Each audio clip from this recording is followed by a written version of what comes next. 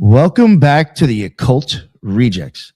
Today we are joined by Frater Eleftheria, the creator of Lifting the Lamp, a show and spiritual platform dedicated to the serious seeker, magic, Kabbalah, tarot, meditation, mysticism, philosophy, hidden religion, consciousness, and the practical work of spiritual transformation.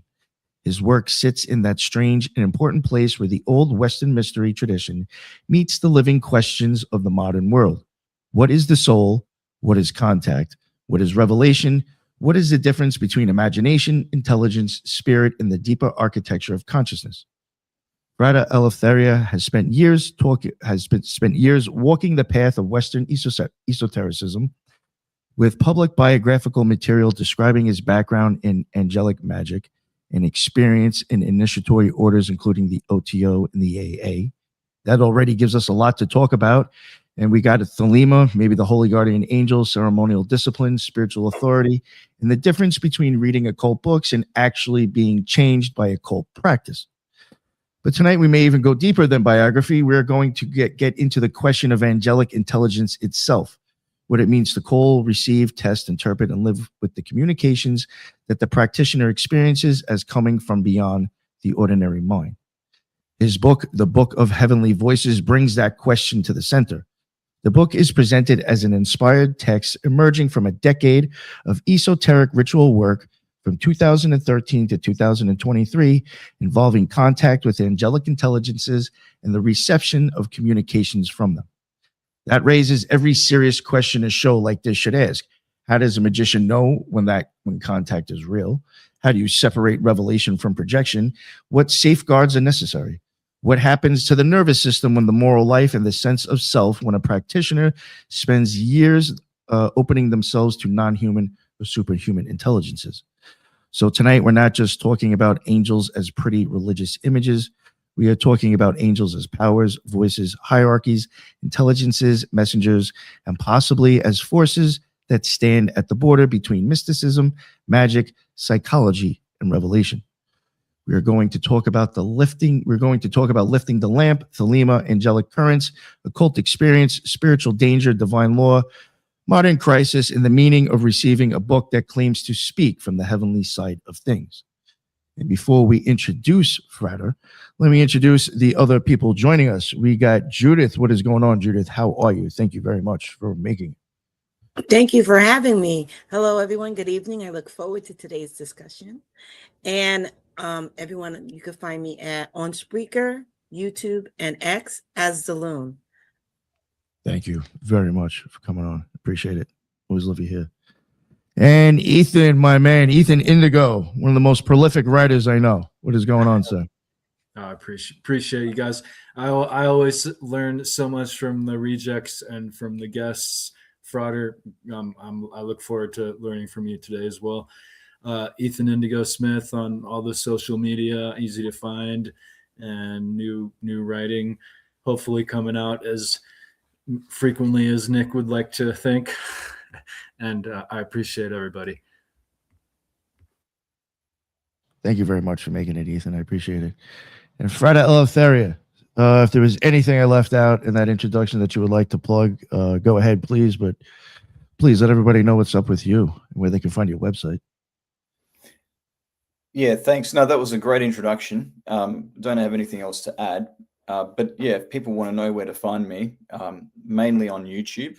Lifting the Lamp is the name of my YouTube channel. And yeah, go check me out there.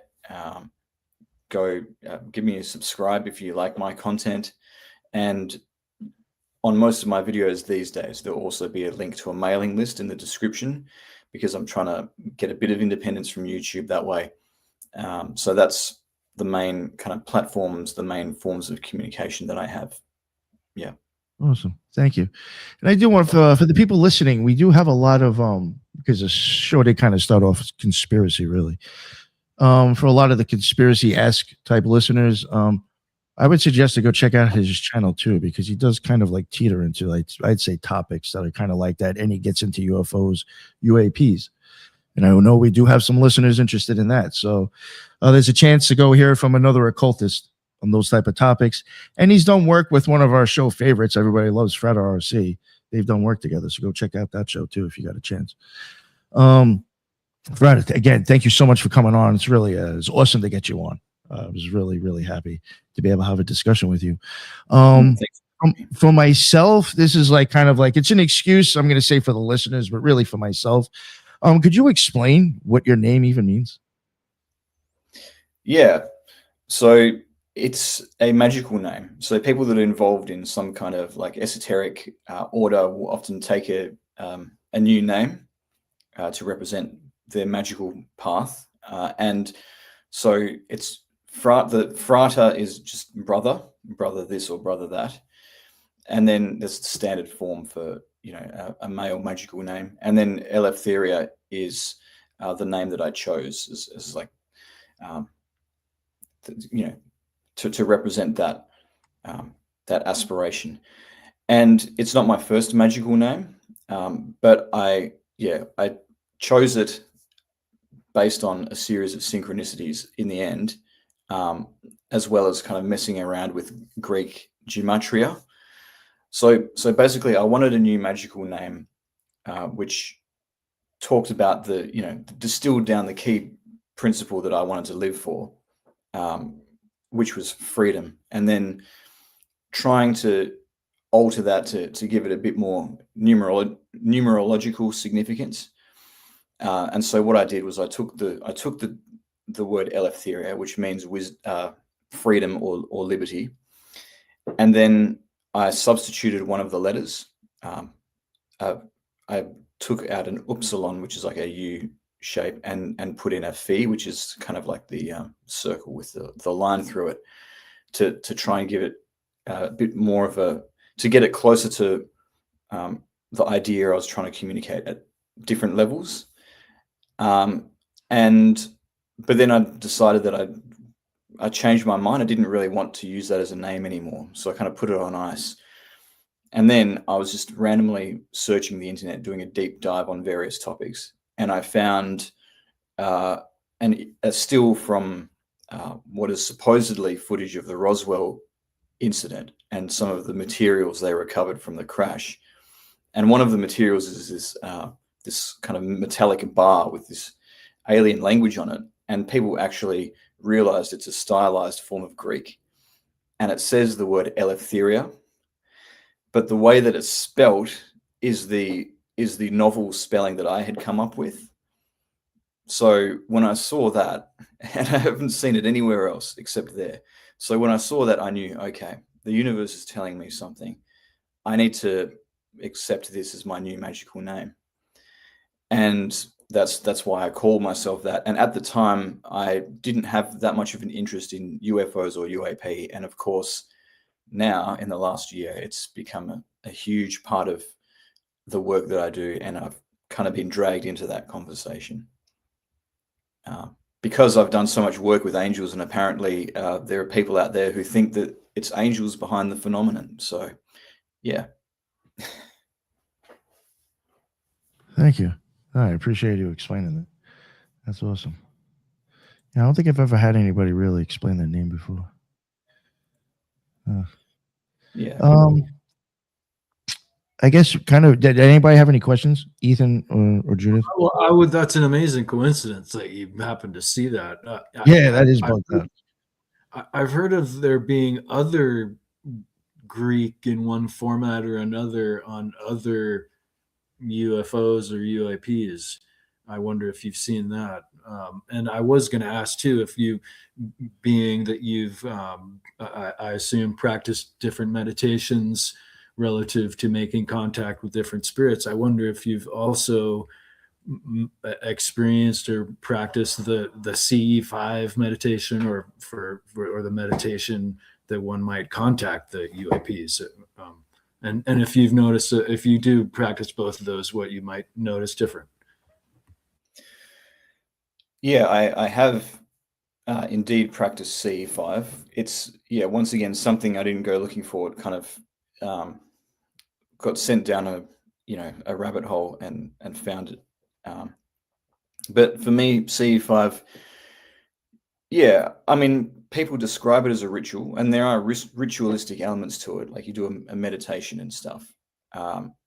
but it seems to be much more like a scientific procedure at the same time. Like there's not all of the symbolic kind of psychodrama of an occult ritual. That's kind of the main difference. But CE5, up until very recently, actually, CE5 was was the only practice that I had done where something had physically appeared as a result of me doing it. And it's exactly what other people describe. It's, little lights moving along like that, and or flashing like that. Yeah. So CE5 definitely works. And the great thing about CE5 is you get to see something for yourself, and you don't have to wait for the government to release documents to show you the same thing that they've been sitting on for however many years or decades. Very interesting. And I don't mean to sidetrack to get away from your book, but how is that different from other processes you've experienced before, utilized as your tool to make make contact with other energies, so to speak? Yeah, well, yeah, the main difference is it's a lot more ceremonial. There's a lot more kind of symbols and things that are involved. There's the incense, there's the talismans, there's the table with the various names on it. Invocations, and using very symbolic language, very religious language at times. And so that's the main difference there. It's like a whole theatrical thing, doing one of those rituals. Is that and that's for CE5? Oh no, that's for Yeah. the magical side of things. That's for Okay. contact, like spiritual intelligences Yeah. from Okay. a grimoire or something like that. CE5 is a simple meditation and projecting an intent to meet something from the cosmos. That's why when I think I don't know, probably because of looking at the chat, I wasn't totally paying attention. And I was just like, wow, I didn't know all that was involved in CE5. I thought it was just a meditation, like you just said right there. I was like, whoa. I didn't know Stephen Greer came up with all that. I did, I do want to ask you, because it's something that I've said on the show, and I even said to you before. I don't know exactly like how to put my finger on it, but because of even experiences that I have had with Magick, I do think there is a huge overlap with the occult of Magick and I guess what we're perceiving as UFOs or UAPs or aliens. Like I do think there is a connection there. In your and you think the same thing. Can you maybe give us an idea of like how you see that for you? Because it's hard for me to. I just have this feeling, and it's just hard to explain. Yeah, well, there's some great authors out there like Diana Pasolka and Jacques Oh. Vallée, who basically talk about how if there's like a continuum of like people reporting experiences of things with like fairies or angels, and then the modern day UFO phenomenon, and it seems to be in some cases at least the same thing happening, but we just attach different labels to the phenomenon based on our culture. We see it through a different lens, and we have something unexplainable, and we have different ways of interpreting that in a way that makes sense to us. And so already there's this notion that like the orbs in particular are actually the same thing as what would have once been described as angels, and you can see them popping up in history. And so, of course, in magic, in Western esotericism, there are rituals to contact and communicate with angels. And so that's the overlap. And then to bring it home even more, since I've been down this, exploring this connection myself after Matthew Brown's cryptic X post, I've found a lot of anecdotes of people who have done an occult ritual to talk to angels and actually had an orb appear as a result, or even have used something like Enochian magic. I know there's one example of Poke Runyon using Enochian magic to contact, the Galactic Council or whoever they are, and communicating with manted beings. So, there's a direct overlap there. Yeah, I mean, I think that there's probably some stuff in the UAP bucket that could be unrelated to anything spiritual or extra dimensional, could be actual aliens, but certainly some of the stuff that people have been seeing has been here for a long time and described by many different names. Oh yeah, I can see that. Oh, thank you. I have often thought and said on the show, I had wondered if Enochian magic might be tied to that experience of UFOs or UAPs. That's interesting because you said that too, possibly. Well, angelic magic in general, and that's something that your book is about, isn't it? Yeah, whole- well, it's the byproduct of my experiences with angels as a result of practicing angelic magic. Yeah, Judith or Ethan, did you want to say anything or ask anything before we keep going? All right. I guess first, one more question before we get into the book, because I was going to go into the book now. How did you? This is normally the first question I ask everybody, but with your name, I had to ask that. How did you even find yourself even getting into the occult or whatever you call this ceremonial magic? Well, I had a lot of experiences when I was young. Firstly, in the form of dreams, which, dreams, and then a past life memory when I was 13, where I actually was in pre-dynastic Egypt and practicing some kind of spirituality, following the teachings of a being known as Thoth, who I now know is someone who's actually revered in Hermeticism. So when I tried to understand that experience in particular, it led me to the Western esoteric tradition, and I started to practice magic and dabble with magic as a result of that.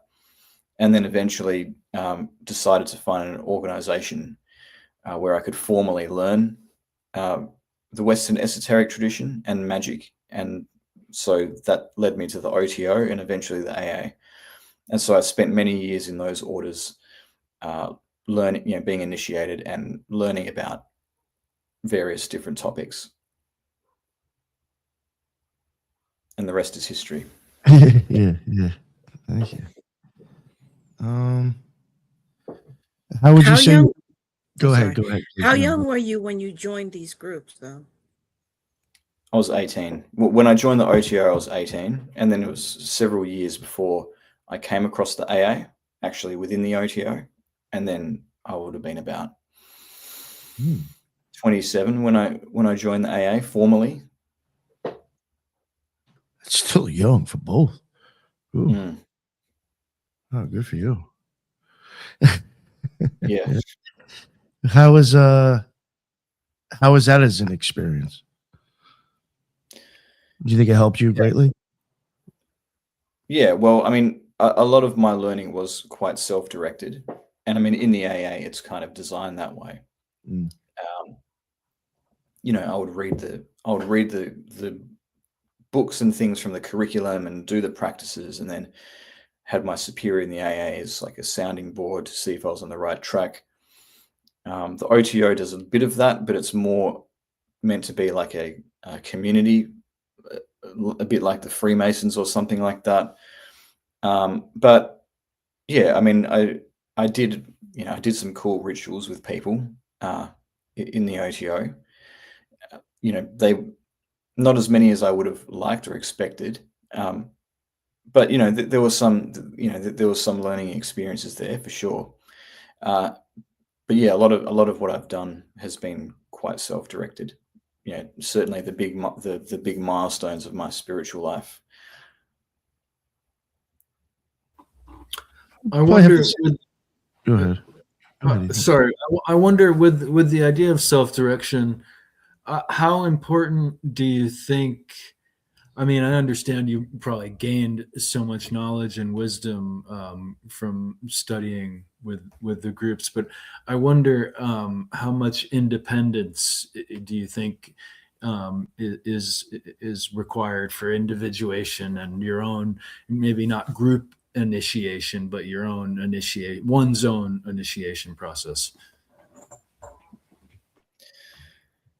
Yeah, I mean, you do require a large amount of independence for that type of path, I think. Yeah, I mean, it is helpful to have people who can be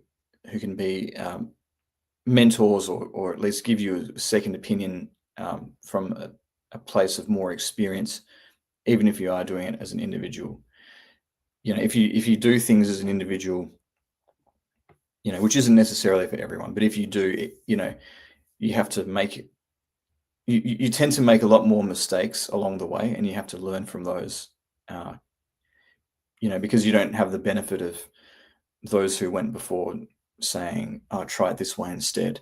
So it's more trial and error as an individual, but you know, eventually you'll get where you're trying to get. Yeah. So does that answer your question? Thank you. Yeah, very, very, very much so. Thank you. Yeah. Did you have anything you wanted to ask, Judith? Or no?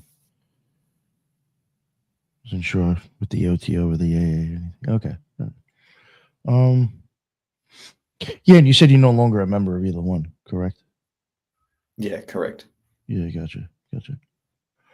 All right. Yeah, I want to get back to the book. Unless there was anything you wanted to say about that, you know, your experience or anything about the organizations. I mean, we could just move on to your book.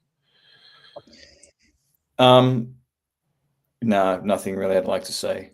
There's plenty that I could say about the OTO, but let's keep it positive. Yeah. That's fun. I do have a question, and it's the name of your platform. Before we get into the book, Lifting the Lamp. Why that? Yeah, good question. So it's actually from the Bible. It's from the Gospels. It's sort of paraphrasing something that Jesus said to his disciples, which was that if you have a lamp, you shouldn't leave it under the bed or under a bushel, but you should raise it up so that everybody can see its light. And so basically, I took that and I turned it into lifting the lamp. And the reason why I chose that is because the lesson behind that that parable, if you will, is that if you have spiritual experiences and you have something to offer other people through some kind of connection to the spiritual, then you should share that with them instead of, you know, keeping it kind of cloistered away where no one else can benefit from it. And so at that point in my journey, I had about 14 years of experience and knowledge to share with people and hadn't done so. And so I made the decision that I needed to start sharing it on that channel. And that's why I chose Lifting the Lamp as the title of the channel. I like that, man. That's pretty interesting. Nice to hear that. Also, you could also put it together with the Hermit card too on the tarot. Yeah. Oh, yeah, that's what I was thinking too at first. That or going back to even Crowley's, that other order with the lamp. Yeah, I wasn't sure. Yeah, no, I'm glad you asked that, Judith, because I was wondering about that and totally forgot to ask. Yeah, but those are some interesting connections as well, because that was wasn't that was the order that Crowley created when he was doing his very first Enochian experiments in Mexico, if I recall correctly, with some of the Freemasons there. Yeah. Do you think he went there too because of the scrying came from Mexico? The piece that John D used. Supposedly yeah, came the from mirror. volcanic whatever from Mexico. That's what I heard. Yeah, it's well, from what I understand, the obsidian mirror was never used by John D. He had two. Oh. He had two crystals. Yeah. In his diaries, he's got two crystals that he uses for scrying. He's got the crystal ball that sits on top of the holy table, where Edward Kelly would look into it like a palantir and see visions. And then there was another crystal that was used for scrying, which D was actually given by an angel. It was like an egg-shaped sort of crystal, and he set it in some kind of like gold or something like that, some metal, and put it on. Well, eventually he did, but he also he put it on the back of a layman, which he wore around his neck, which was one of the tools in Enochian magic, and that was a way of connecting to the angels. So those were the two crystals that were Oh shit! used. Yeah, Another thing that they attribute to supposedly being theirs comes from Mexico. Yeah. Did he use? Do you know what he used that for, or was it in his possession? Even the obsidian mirror. Not that I know of, but it does appear in the British Library with all of his other tools, doesn't it? So, yeah. That is interesting. So that's a promoted misnomer. That is bugged out. Yeah, I can there see would be some totally say possible that, in the community. Yeah, I mean, yeah, there was a time when they were going over to that side of the world and bringing stuff back. So yeah. I was gonna say, didn't it even seem like with certain occultists, Mexico was even a hot spot for a lot of them? I mean, even Manson was trying to go down there, and I do think he was an occultist. I mean, well, you have a lot of occultists who went to Mexico for some reason. yeah. Well, I mean, they've got their own indigenous form of magic in the form of Yeah, I think it was just like loads the language stuff. Yeah, the experience. Mm. Yeah. Judith or Ethan, did you have anything else? I was just going to add that in Mexico, I believe there is this whole one region in the mountains that has that whole mushroom culture that, of course, this was post Crowley, but kind of before the hippie movement that was kind of tapped into by quite a few prominent intelligence and philosophical people. I forget the names right now. Just to add that. Sorry if that's tangential. Thank you. I did have this question. I totally forgot. Somebody had asked, what is the most effective technique or practice you gained in your benefit? I'm thinking that might have been asked when you were talking about being in like the OTO or AA. meditation. I was gonna Definitely meditation. I thought you were gonna say that too. That's Yep. funny. So Because they're for both many- huge. The AA is huge on that. Yeah, they are. And so when I was a probationer, I needed to choose was it a student or a probationer? Or one or the other. I needed to choose a practice that I did regularly for a year, and get results from that. So I chose Raja Yoga, and because it combined lots of different yogas that appear, in the AA curriculum at various points on the tree. It combines, breath work, pranayama. It combines hatha yoga in the form of postures, and then meditation as well. Oh yeah, that's like half a Liba E right there. Yeah, exactly. So I did that, and it was incredibly rewarding. Yeah, it's that makes sense. I could see how that was a smart choice because you are incorporating a bunch of things that are all suggested separately, in my opinion, in a lot of traditions, especially like Crowley. Which brings me to a question. With all these techniques, yoga, meditation, even the Kabbalah, Tarot, a lot of practices within Thelema and the AA, which they do share. what would you say is the common denominator that hold all these together? Because like Nick said, these would be separate practices, separate techniques that people would take upon. Well, if you're working with something like the AA system, and in fact the Golden Dawn system, which informed much of the AA system, you're putting it all together on the tree of life. So that's the thing. That's the tool that they use from a practical standpoint to draw it all together. And so basically, what you're trying to do, you're trying to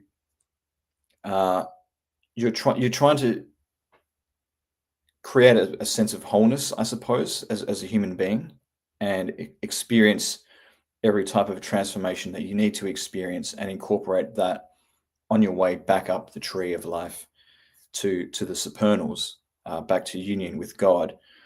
And so that's what the point of all of this really is. It's reunification with the divine. That's the kind of the unifying theory of it, I think. Just to add to that too, right? Yoga itself means to yoke and unite all these different forces, the individual forces with the universal energy and so forth. Just to add to that. And the word religion comes from religare, which means reunion with God in this case. So yoga, religion, it's about reunification. Yeah. Yeah, even if you kind of look into like even like follow like breath and practices and like the thoughts behind it and the meaning and like older religions or pantheons, like that's even like equated to like, you know, kind of like, you know, I guess unification with God in a sense. There's a lot of just even with breath and like kind of like what you're talking about, a lot of that does kind of really go back to having some sort of experience like that. That's why I think, you know, not again, getting back to Crowley, we're all not members of the OTO here, but, you know, I do think like he highly stressed that. I think he understood those practices were huge to have a magical experience. Which is why I think, like I mentioned before, I think the AA is extremely, just from my experience from looking into joining them and seeing some of their practices and like what would be expected, it seemed like you were going to have to practice that stuff. Yeah. Like they considered it important. You know, I don't think it's for no reason. Yeah. Well, certainly, to do the path of initiation and self-transformation, you know, that's the sort of practices that are necessary. Makes sense to me. Even like there was the reason why I'm saying that is like even like I did recently even stuff on breath work and certain type of yoga, like showing like the scientific effects that can be proven from like studies, and it's just like it really is pretty wild, like what you can do to your consciousness and your body through breathing and meditation. It is like whoa, it's pretty impressive. Yeah. Go ahead, Ethan. In regards to your meditation practice, if you've stuck with one type of practice, if you've kind of integrated different ideas, and or if you vary your meditation practice with different forms of meditation, if you will, if that makes sense. Well, I haven't departed too much from Raja Yoga. Perhaps maybe I use a different type of visualization to focus on in order to get to the dhyana. But yeah, I mean, my meditation practices remain pretty similar to that. And I've actually found that if you look at different traditions, there tends to be a lot of similarities.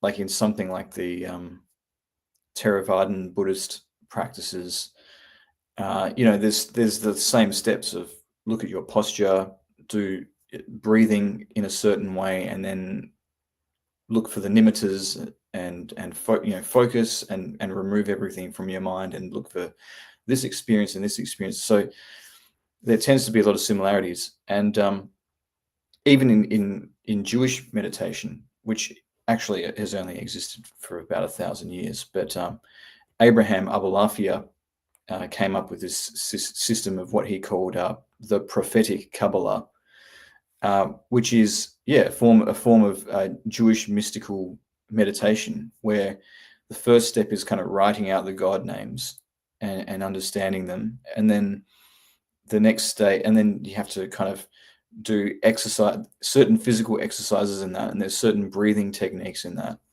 and then there's visualizing certain Hebrew letters or names, and then as you go deeper into that, it changes your consciousness and your connection with God. So following very much the same formula there. So while I don't know if I would strictly call my meditation practice now to be Raja Yoga, I definitely usually follow the same format, the same formula. Yeah. Awesome. Thank you for that. It was a good question, Ethan. Thank you. Great answer. So what made you get into, I guess, a segue into the book? What made you interested in angels specifically? Well, I mean, I understand for a practitioner, but just maybe for other people. Yeah, well, I think that it's actually something that I was led to from a very young age, which is kind of like mind-boggling. But I feel like I was given dreams when I was very young, like from age 11, which were almost, preparing me for to become interested in certain types of ceremonial magic, particularly Enochian. And so when the time came to explore different systems of magic, I naturally gravitated towards that. And and then just really went to town with Enochian magic in particular. In the OTO, I was known as that guy who loves Enochian. That's cool, though. That's cool. Yeah. It's better than other things being known in the OTO for. Yeah. Well, there's only so many times we can redo the 30th ether, right? Yeah. So that's the story there. And then knowledge and conversation with the Holy Guardian Angel was naturally something that was like an essential step in the Thelemic system. So so that's why I explored that. You mind getting a little bit into for the listeners, because I've only really had one other person on, I think, really get into it, Frater RC. Can you just give people an idea of what Enochian magic is to you? I mean, I know you probably just explained it a little bit just now in so many words, but so Enochian magic, so within the Western esoteric tradition, and ceremonial magic that is practiced there's different types of systems that you can use to do different things.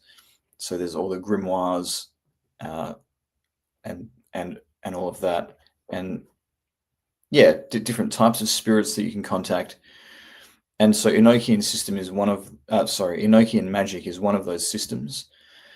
And it came about because an Elizabethan polymath called John Dee wanted to communicate with angels.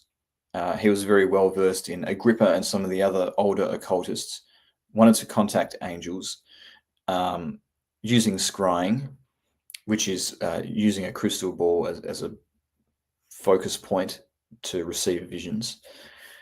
And he started doing that eventually with someone called Edward Kelly.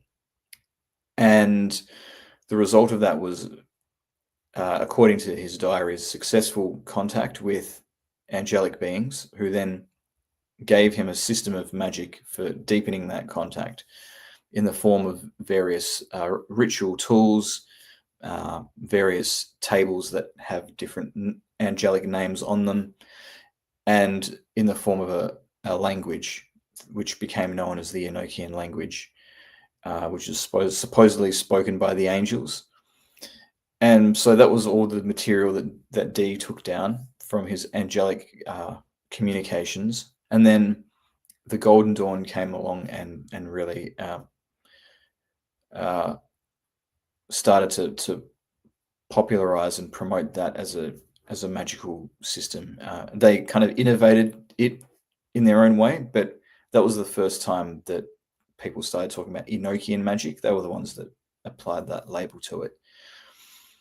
So it's a series of rituals that you can use to contact angels is the shorthand version of it.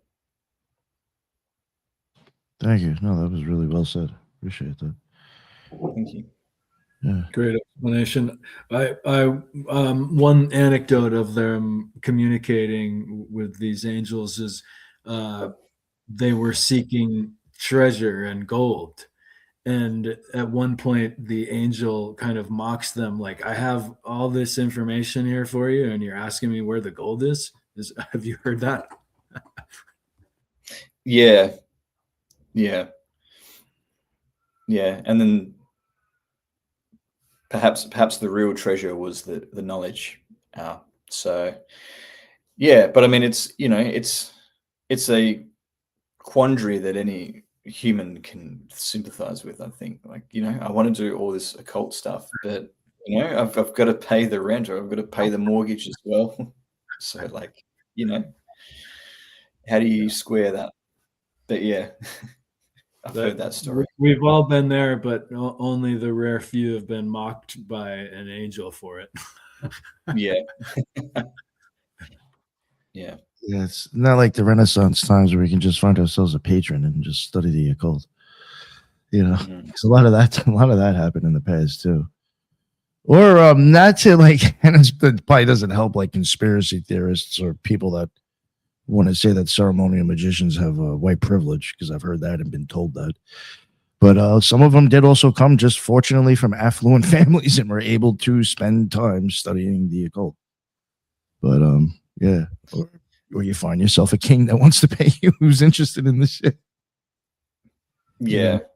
But I mean, it does help if you come from an affluent family where you can where you can spend all your time and money exploring that stuff and not doing other things. But is that because of white privilege, or is that just because of their economic situation?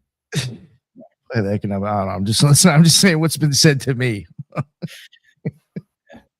I had plenty of podcast.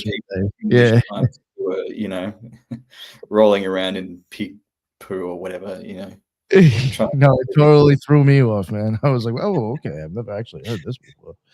And I was like thinking, well, they do kind of like raise the prices of herbs. I mean, that is kind of ridiculous. I'm starting to try to rationalize this. I'm like, what the fuck? You're crazy. I don't know. All right, sorry, I forgot where I was going now with that. Oh yeah, with the angels. So what was like this 10 years like, man? Yeah, well, it was it wasn't the whole 10 years, but it was on and off. That would be mind blowing if somebody just spent an entire 10-year period doing stuff like that. But yeah, there was certainly like the two most important periods were like the Samek working to attain knowledge and conversation with the holy guardian angel, and that in my case lasted roughly 6 months. Well, actually 262 days. And then the other big magical working that contributed to the book was the Jebefel ritual, which lasts 49 days of constant magical practice. And so, yeah, and then there were other little workings in between that kind of added bits of knowledge as well. But yeah, those are the main ones, and yeah, it was amazing to be able to do those. And yeah, there's nothing quite like, having a question that you've been thinking about for months and not being able to crack with your own intellect, and then just getting this answer from somewhere else, and it harmonizes everything, and it simplifies everything, and it just creates a sense of peace, and satisfaction. That's how many of the angelic sessions went, when I was asking my questions, or just asking for them to tell me whatever they want to tell me. But there was some communications that were uncomfortable as well, to do with the way that the current world is going and what its ultimate fate is, the current society, let's say. But definitely very profound experiences, and deepening my understanding of a lot of things, and the holy guardian angel working in particular, led eventually to a very beautiful state of divine union, which is what we really need to do. We need to have a direct experience of that to really be able to understand it from the inside. So that was very rewarding. And so when you work with angels like that, it fills your cup in a way where you don't feel like you've missed anything. You're fully satisfied, and it's not to do with your situation in life, but it's to do with a sense of spiritual satisfaction, and participating in the reality of God. And maybe that's why the angel was so harsh with Dee and Kelly when they asked for money, because what's money compared to that? So but we still do need to survive here. Would you Sorry. say it was a divine understanding?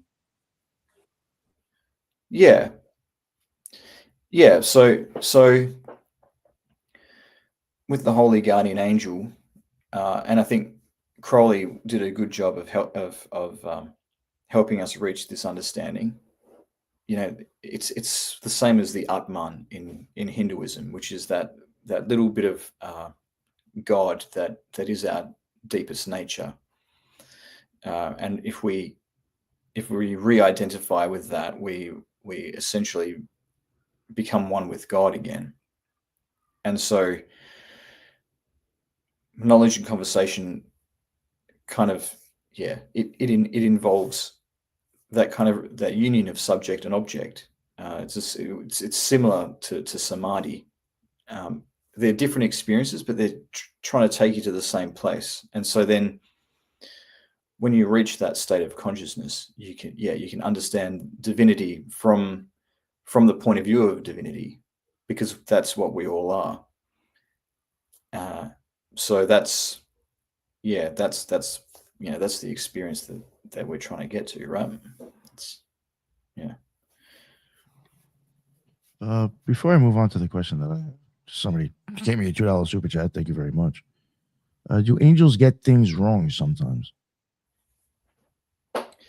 Not in my experience, but sometimes people can get things wrong, and sometimes we think that the angel is talking to us, and it's really just our own ego telling us what we want to hear. So there's a process of discernment that's necessary, and training ourselves to shut up our own mind and let the angel speak, let something else speak. That's where I think the meditation comes back into play. Yeah, absolutely. Yeah, Absolutely. And when I was doing the Samic working, I would do the bornless rite, And then after every single performance of that rite, I would meditate for about 30 minutes, maybe more. And that wasn't Raja Yoga. That was like it was like just emptying the mind kind of thing. But that's the idea. Like there's the active aspect of it where you're calling forth the bornless one, and then there's the passive aspect, which is waiting and sitting in silence. And it's the second one that's the challenge.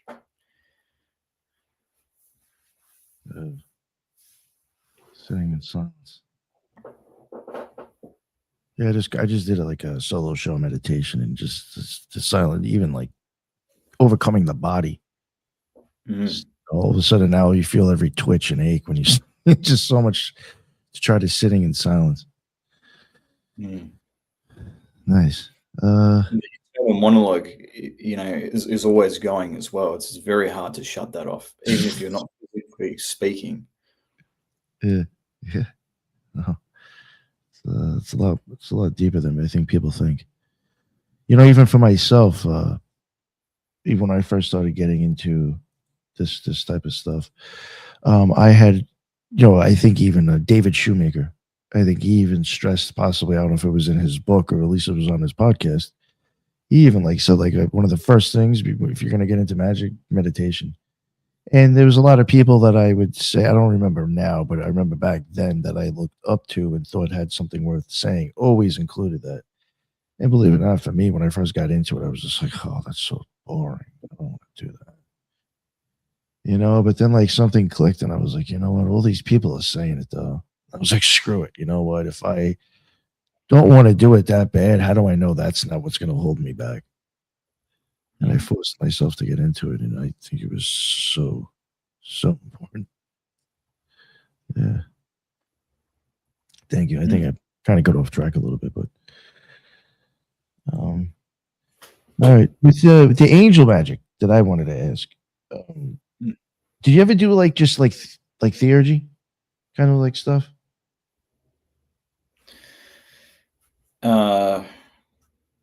Theurgy in more of maybe just prayers to certain, not necessarily really I don't know how to explain it. I guess it'd be a different type of asking of what you're asking for.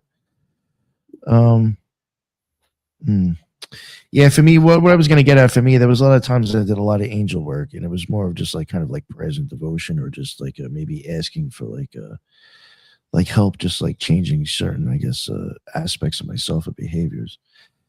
And a lot of it would be meditation and prayers. And those, for me, seem to actually be, besides other more profound experiences, those seem to be the most very touching. I don't know how to explain it, but it was just very impactful. It almost felt like there was a feeling within inside of me that changed when dealing with angels a lot. Yeah, and I've had that same feeling with Enochian angels as well. And some of my earliest experimentations with Enochian magic, I was working with different angels from the watchtowers, like the seniors or whatever. And I was using Long Milo Duquette's book, not Enochian vision magic, the one that came before that.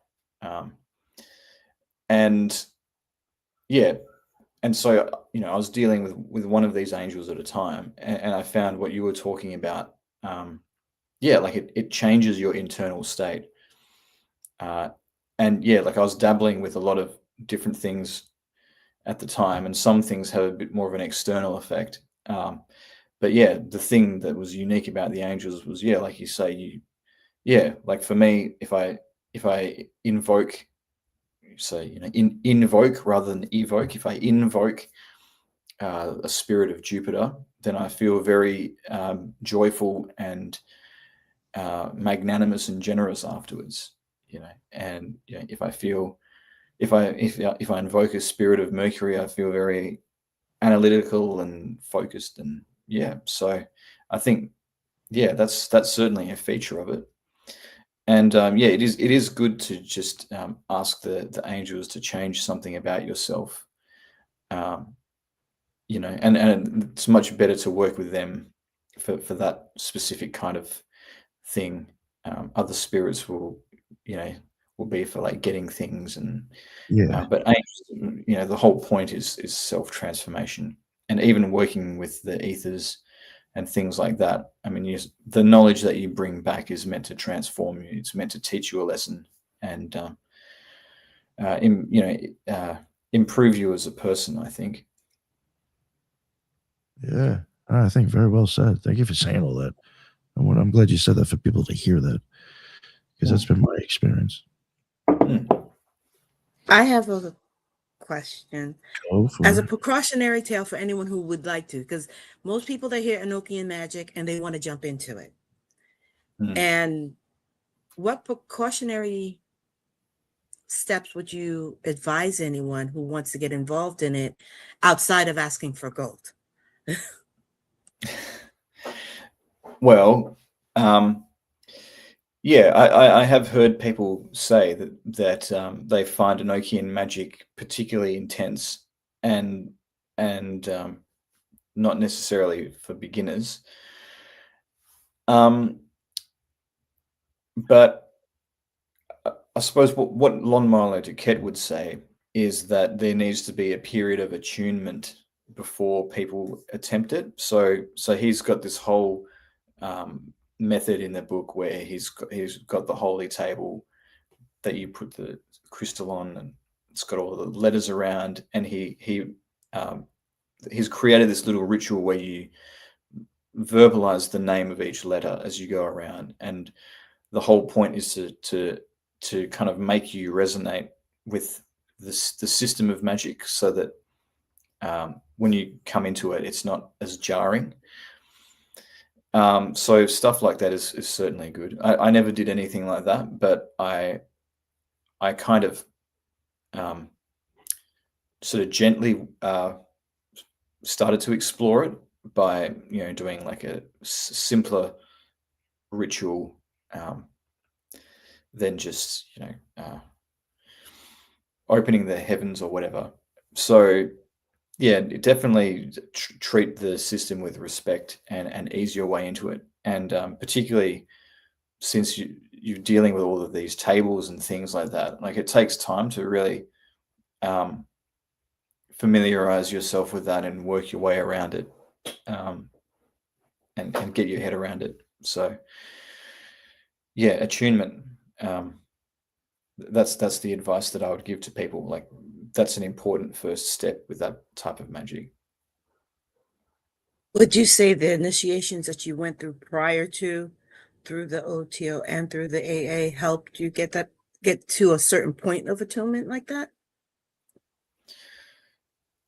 It wasn't so much the OTO and the AA.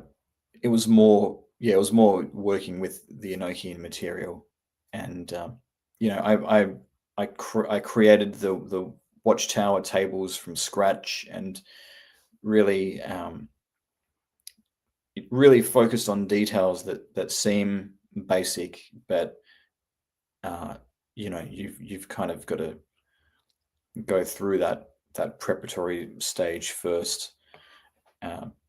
And there is a theory that I've heard as well that when Dee and Kelly received the tables of Lower Gaiath and wrote all of those down, that was meant to be a process of attunement for them, for the Enochian system. So those types of things, more so than the initiations of the OTO or the AA, are things that I think prepared me. Although I've heard that the Golden Dawn initiations incorporate some Enochian stuff in them, like the Thank you. the pyramids and everything.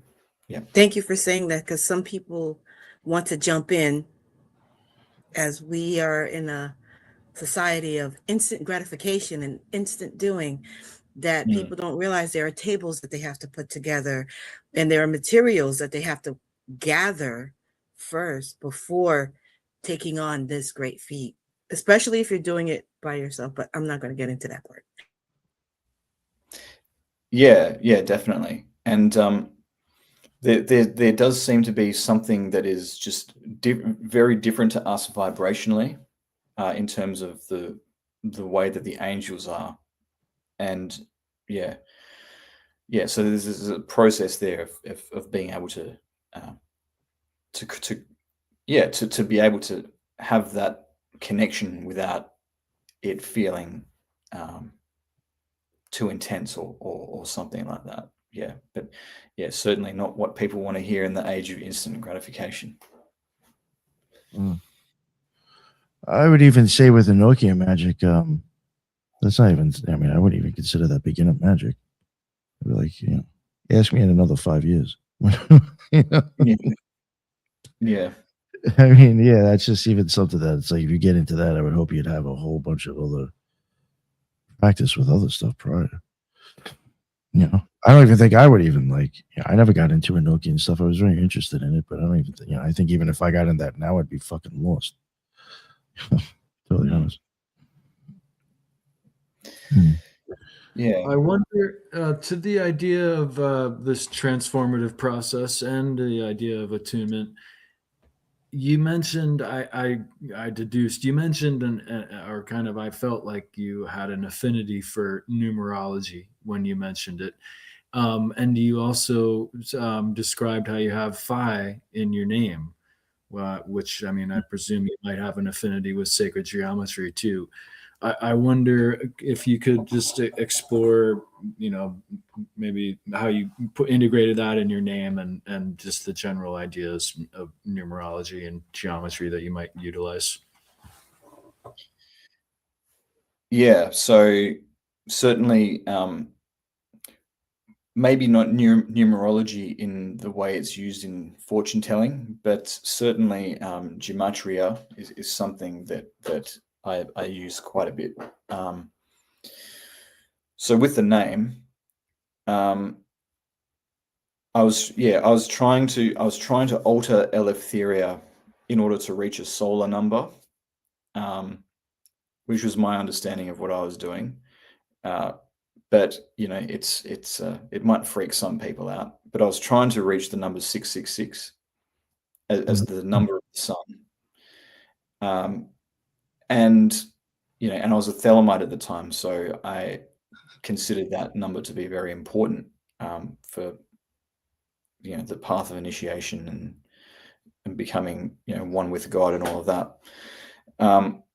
And so Eleftheria with a phi instead of a upsilon will get you to 665. And that's part of the reason why I sort of put it to one side, because I couldn't find a way of changing the spelling to get the outcome that I wanted, which in hindsight I'm now happy about, because since my religious and spiritual beliefs have changed, I don't want to be associated with that number.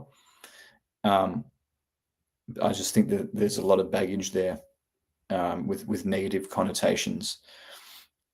So yeah, but my name in the OTO when I was like a 4th or 5th degree was Eleftheria Alpha.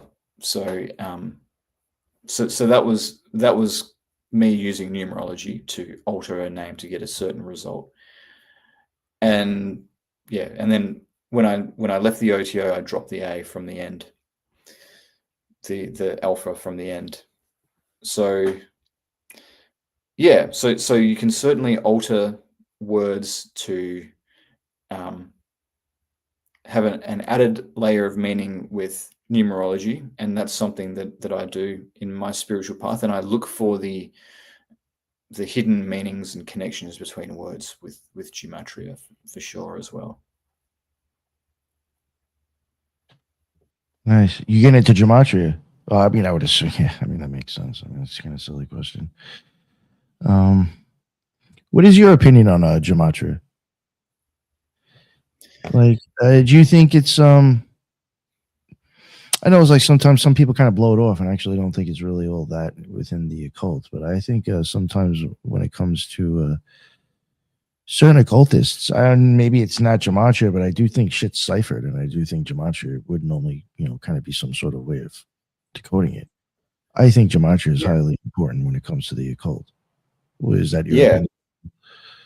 Yeah, I think so too. And I think it's like any other form of divination. It's like numerology or astrology, things fall a certain way in apparently coincidental way, and then you look into it and you find these little synchronicities, and those are important, if for no other reason than because we think that they're important, and that tells us something.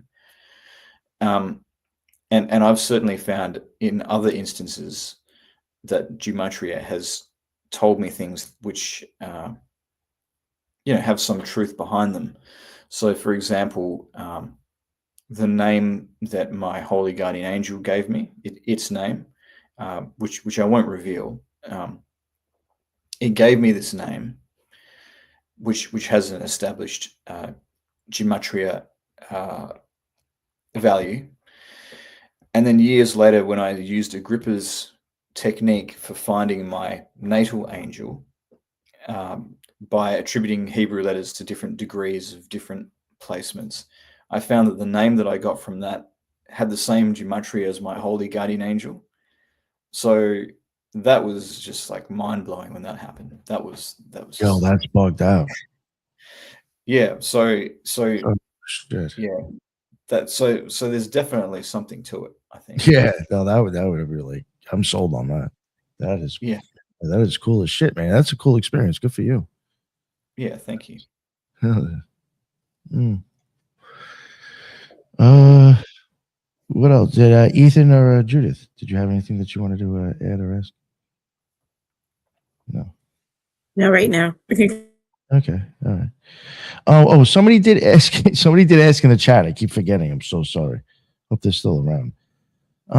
Very good question too, because I was like, how did I not think of asking this? You just said it, and I just let it go by. I don't know if you talk about it, but like, didn't you say something about the angels telling you about the future, or something? Or you had some experiences telling you about the future? Somebody wanted to know what they said. Yeah, that was Banksia. I saw that coming up before. Yeah. Yeah.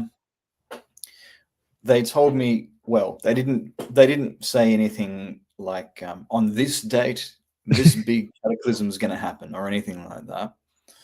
But what they did say was there was a period in the future which was going to be like fire spreading through the world, whether literally or figuratively, and purging a lot of the old structures that were no longer, where things were not going right for humanity, and that people would need to endure that period of upheaval, and the way to do that was by connecting back to the divine, by connecting back to their spiritual nature, which can endure all things. And there was a lot of stuff about morality and values and virtues being needed to reestablish justice when the world seems to be going topsy-turvy. And yeah, there were some specific predictions about a brighter future for the world, and eventually a return of the golden age. But a lot of that is not set in stone. It comes down to the choices that we make. And so there can still be multiple different outcomes. But if we choose to reconnect with the divine, then the future looks very bright. But there is a challenging period that we need to move through before we can reach that, which is consistent with what other prophets have said. I mean, like other, like the Old Testament prophets, besides like what we would be familiar with like Jesus, and the kind of Olivet discourse and all of that, or even someone like Crowley, with talking about the fire, the force and fire coming through, and the old world being destroyed. But perhaps he had a different, perhaps was going in a different direction with all of that. But yeah, those are the kind of, in broad strokes, the predictions of the future, if you can call them those, that the angels gave me. In a Thelemic context, would you consider that the bringing of the new aeon? It is a similar idea to the bringing of the new aeon, but the image of the future aeon that the angels gave me, it doesn't really track with the age of, well, in certain respects it tracks with the aeon of Horus, in that it represents the spiritual independence of humanity, but in other ways it doesn't. It's not really a time of force and fire and for forever. There's a point at which there's peace afterwards, and then the message that I was given, it was not about getting rid of Christianity altogether. It was more about the future development of our understanding of the divine and of God in a new direction, which respected the past and built upon the past, rather than completely destroying it. So in some senses, there were some similarities with the new aeon as Crowley would have envisioned it, but at the same time, it's different and probably more consistent with the millennial age that's described in the Christian kind of or the Jewish account of what the future age looks like. Peace among the nations, eventually, although we're a long way off from that right now.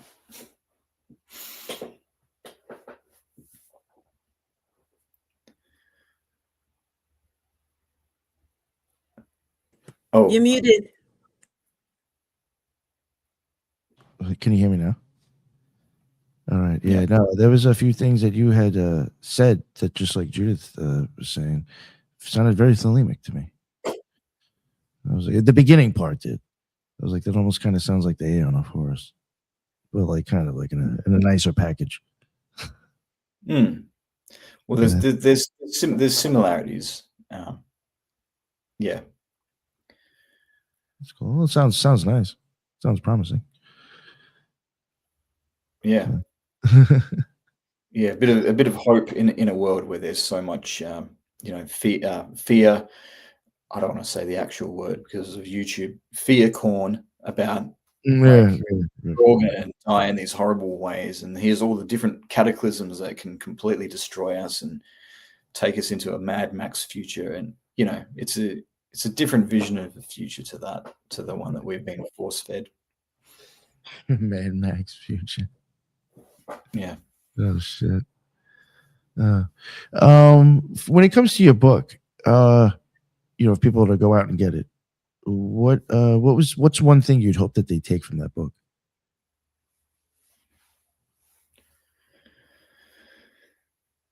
I mean, it does cover a lot of things that other traditions have spoken about, that the need to find the divine within. You can find that in the Upanishads, or you can find that in other esoteric paths. And yeah, but I guess the big thing that the Book of Heavenly Voices, or the Voces Caelesti, brings to us is understanding how we take a connection with God, the divine, reconnecting with that, and then and then transform the world in the way that it needs to be transformed. Not necessarily, not necessarily going out and imposing a vision on the rest of the world, but just how do we start to reorganize ourselves, from at the ground level, so that society starts to mirror the divine principles, and so that we are in harmony with the will of the divine, and sort of some practical information about how we can do that, and also if there's friction with the established order, how can we stand our ground without getting lost in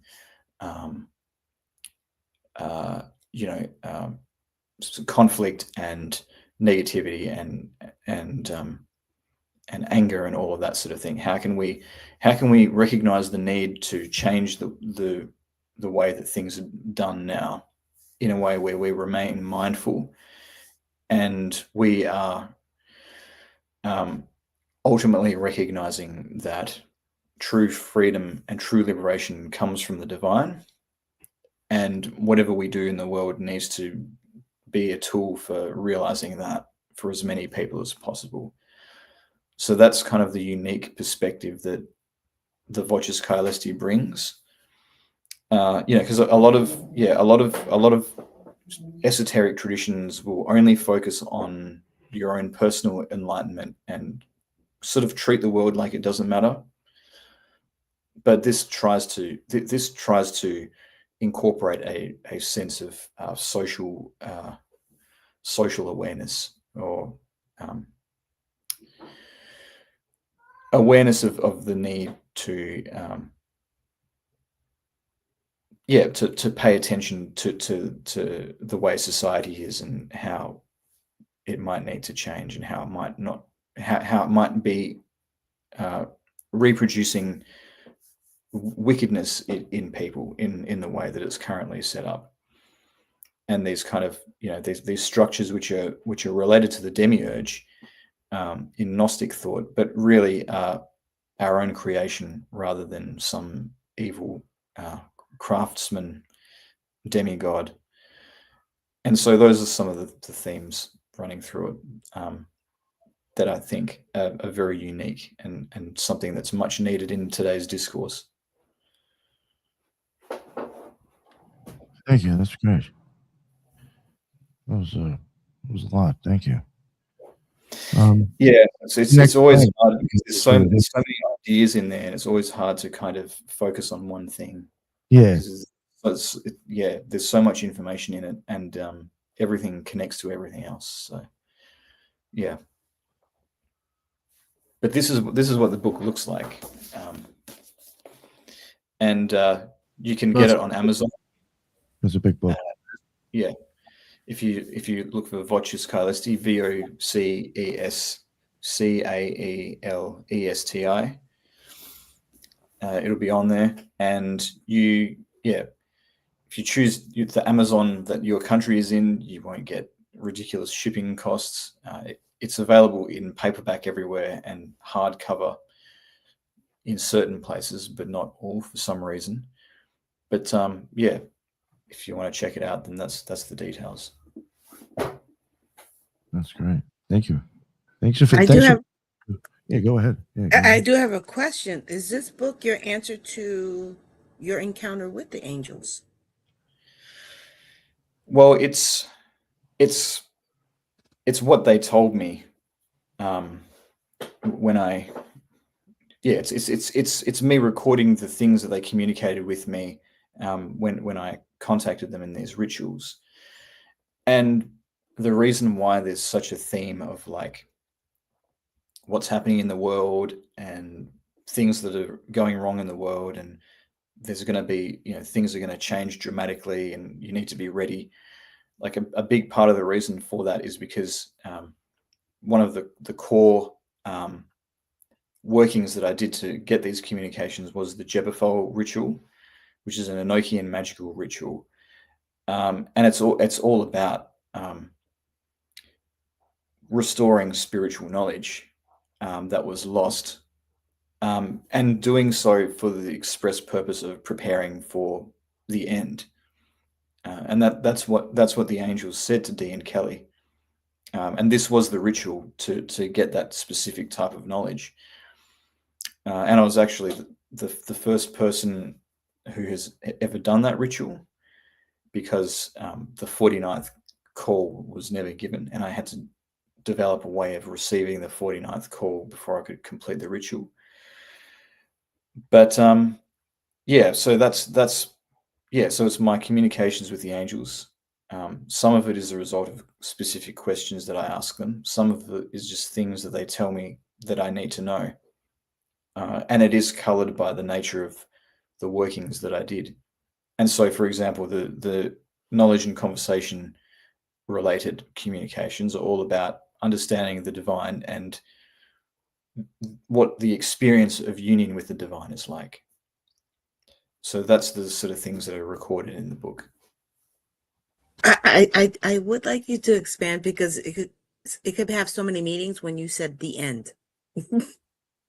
Yeah, well, I can understand, because people might hear that and think of like the fundamentalist Christian idea of the end, which is that Jesus comes down on a cloud and destroys the earth with fire, and then most people go to hell, and then the righteous are resurrected and get to live with Jesus in heaven. And that's not what this is about. It's about the ending of an age. There are certain periods in human history where the old way of doing things comes to a dramatic end, but then something new comes along, and that is the thing which renews the human species and gives us a new experience for a new time. And so I think that Dee and Kelly probably understood it from a very literal Christian perspective. But if you look at the meaning of the word, the phrase "end of the world" in the original Greek, where Jesus uses it on the Mount of Olives, it's actually talking about the end of the age. So I would argue that the correct understanding, whether Dee and Kelly were aware of it or not, is the ending of one age and the beginning of another. So, yeah, I mean, some dramatic things can happen in those times, but it's not fire and brimstone and everybody dies because the Christian fundamentalists in the United States tried to start World War III to bring about their idea of the end. It's not that. It's the end of an age. Thank you so much for clearing that up. Yeah, no, of course. It's much closer to describing what Eckhart Tolle would or Dolores Cannon would talk about in terms of the new Earth arriving, and what needs to end before that can come about. I'm intrigued by the symbol on your cover. Is it like an ankh with a dual pronged base? Could you break that down? So yeah, this is a symbol that I received in one of the communications from the Jebaphil ritual, and it's actually the symbol of humanity. And so that is the thing that defines the coming age, is that it's about humanity and understanding that we are in a certain sense a manifestation of divinity, and that is our true nature. And when we reclaim that, we can reach our full potential. And Jesus was meant to be like a prototype of that and was supposed to show the way back. But then, Nicene Christianity came along and suppressed all of the Gnostic wisdom and all of that, and it turned into something that was to do with vicarious atonement instead, and just following an external savior.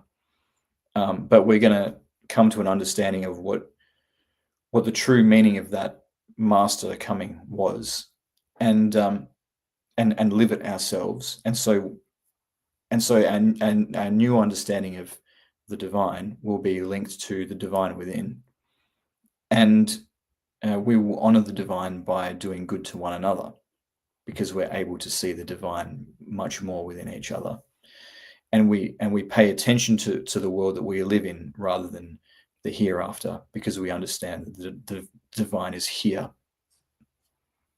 So that's kind of like the big central message of the book, and so that's why that symbol is on the front. Very cool. Thank you. That was a good question, Ethan. I would have thought of asking that. You do have a don't you kind of have like a design, like a sigil or a logo for yourself? Is there anything involved in that? Oh, the lifting the lamp symbol. Yeah, that was designed as a sigil. Yeah, just because I didn't want any old symbol. I wanted a symbol that was created with a magical intent. But yeah, there's nothing deeper to it than that for that symbol. It wasn't the result of like a angelic working or anything else. It was just it was just basic sigil magic. Gotcha. Yeah. Okay. Mm. Awesome. Cool. No, it's nice. I like it. Was there anything that represented anything to do with like an eclipse, so to say, in that sigil? In the sigil, no, not specifically. No, it's Because more. I noticed on your website you do have an eclipse crescent on your website. For some reason, maybe I got confused. Yeah. No, that's more for aesthetic purposes. Okay. Yeah. No, but there was like something else that I thought maybe it was like a copy of it, so that's why I asked. Yeah, from looking at your website. Gotcha. But I mean, there were some eclipses that happened around the when I did my Jebethal ritual. I timed it at a point that was in the middle of a tetrad of lunar eclipses. Oh, really? Yeah. That's nice. So yeah, so that's I do have some kind of a eclipses have been part of my journey at various points, but not like a big part. Yeah. Gotcha. Oh. I said, did you ever do you think there was any benefits when you did that one, like you said right there, like timing it to the eclipses? Well, yeah, I think I had originally planned, like I'd been studying this ritual, the Jebethal ritual, since about 2009, and before Aaron Leach and his fantastic research on the topic, it was referred to as the Enochian apocalypse working. So I'd been researching it for a few years by 2014, and I had planned to do it in 2020 originally, but then Aaron Leach's book, Essential Enochian Grimoire, came out and helped put a lot of pieces into place that I'd been thinking about, which I hadn't expected to understand so soon. And I also became aware of this tetrad that was happening, and how there was sort of expectations among people that this was like a sign of the end times. So I thought that it was a magically powerful time to do the ritual for that reason. And yeah, so as a result of I guess being inspired by Leach's work and the magical timing, I decided that was the time to do it. Cool. Do you study astrology particularly? I'm familiar with astrology. I wonder. Yeah, the basics of it, but I don't study it seriously. Okay. I wonder, maybe just for everyone, this might be off topic. I hope not too much, but relative to your idea of this transition into a more enlightened kind of age, if you will. Forgive me for paraphrasing off base, but I wonder if you've heard about this bar bolt basket. I ask because it has 4 different planets all at 4 degrees and the moon at 4 degrees too, coming up this summer. It reminds me of, as you described, the tetrad of eclipses. Yeah, I've not heard of that one, but yeah, there have been some interesting things happening astrologically in the last few months Oh, yeah. with Pluto and everything else. Yeah. Even Aries had a wild time. There's a whole bunch of alignments. Mm. Awesome. Do you guys have any other questions? Yeah, we could probably wrap it up here. All right. Okay. Yeah, that was a blast, man. I really enjoyed that conversation. There's so many other things. I'll be totally honest with you. I hardly even got. I did have some questions. I don't even think I really got to any of them. But I thought that was a great discussion and very detailed answers, and I appreciate that for real. So Yeah, thank you. Yeah, I've enjoyed our little chat here. yeah. There's just so many things I know that, like, even just from there was stuff I wanted to get into that I just seen you even cover on your own channel that I find is interesting. But just, I think we could be here all night at that point. But yeah, before I let you plug whatever you got, well, Judith, the Loon, please let everybody know where they can find your stuff. Thank you for having me. Thank you for sharing and indulging us in this conversation, Frater.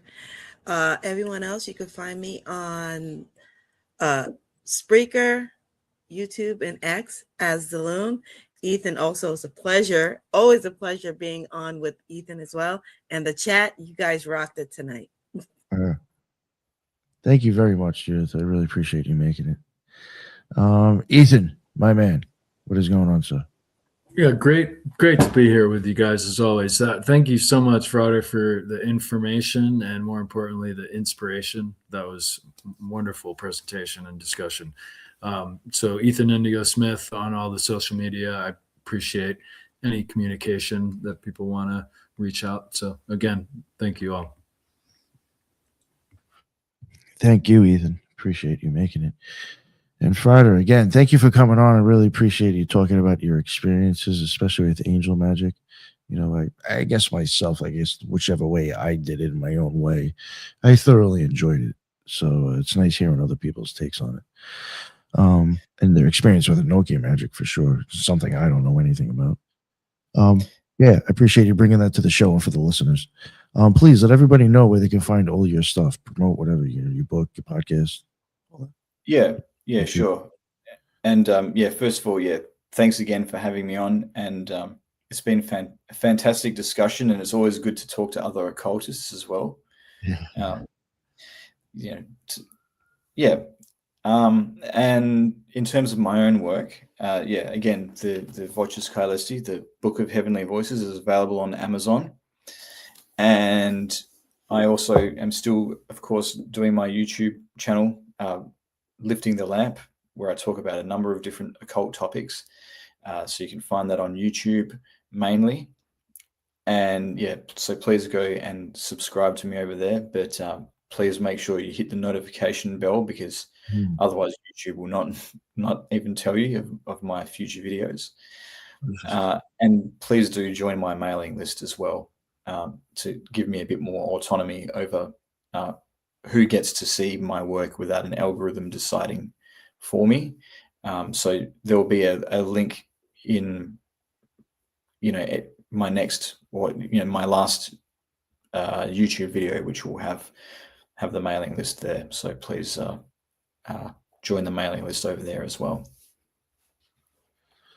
Very nice. Thank you. Yeah, definitely hit that notify button. I'll even say I have people who are like, oh, I had the notify on YouTube, didn't even tell me. YouTube sucks with sending out subscribers any information. Yeah, so definitely I suggest go definitely hit that notification button. Again, thank you so much for coming on. Again, that was a great discussion. People in the chat seem to really like it. Thank you, Frater RC. Definitely appreciate you, sir. as always. And yeah, well, hopefully maybe we'll get you on in the future and we'll talk about some more stuff. If you Yeah, no, I'd be happy to do that. I cool. think you've probably got a lot more questions you want to ask me. Yeah, oh yeah, for sure. Yeah, even so many more about the book, really, and other things. But yeah, we'll make sure that happens in the future. And yeah, that's the end of another Cult Rejects. Until the next one, everybody be well. Later.